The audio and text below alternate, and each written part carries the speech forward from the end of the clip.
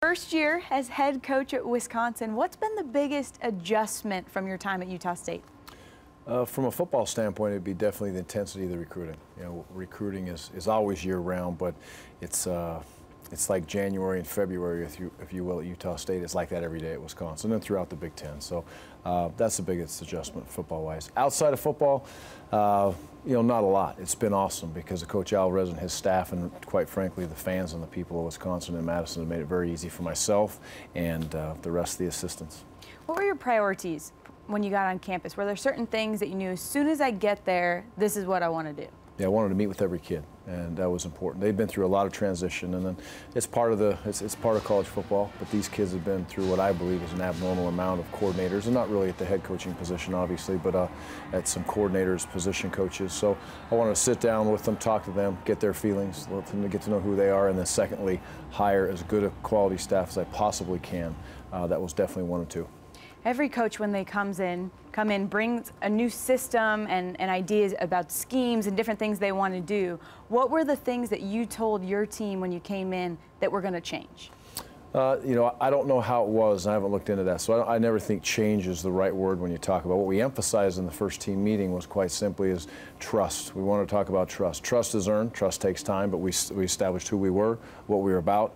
We want to put players first. We want to take care of you, give you what you need. We wanted to set a discipline program that was going to, you know, hug you real hard when it's good, and also put you in a position to, you know, understand what's wrong and fix it. So, you know, you lay the groundwork, you build through time, and then the relationships are built. Just like anything in life, you got to work at it to make it work. That being said, when it comes to the on-the-field stuff, how would you describe your offensive philosophy this year? Well, we want to be respected. Our physicality, number one. We want to be able to run the football. We have two quality running backs, and James and Melvin feel very good about them. Big physical offensive line, 4 great tight ends. So we should be able to run the football and have a physical presence. Secondly, we want to be an offense that finds a way to get big plays in the throw game. We really need to. We need to consistently throw the ball, but we need to make some big plays in the throw game that, you know, you catch a hitch, you go 80 every once in a while. You catch a skinny post, and you can hit that for 60. That's what gives you an opportunity to win big games and big time moments. Obviously, to do that, you got to have a quarterback, and everybody Absolutely. wants to talk about the QBs. Let's talk about it. All right, so what is the quarterback situation right now at Wisconsin? Well, Joel and Kurt came out of spring. You know, 1-1 or 2-2, they're the same. They're right in the same position, and they'll remain that way as we walk into fall camp. I'm sure they've had terrific summers and they've prepared themselves. Tanner McAvoy will walk in. Tanner deserves the opportunity because he's a junior college young man that we recruited to come in and compete for that starting spot.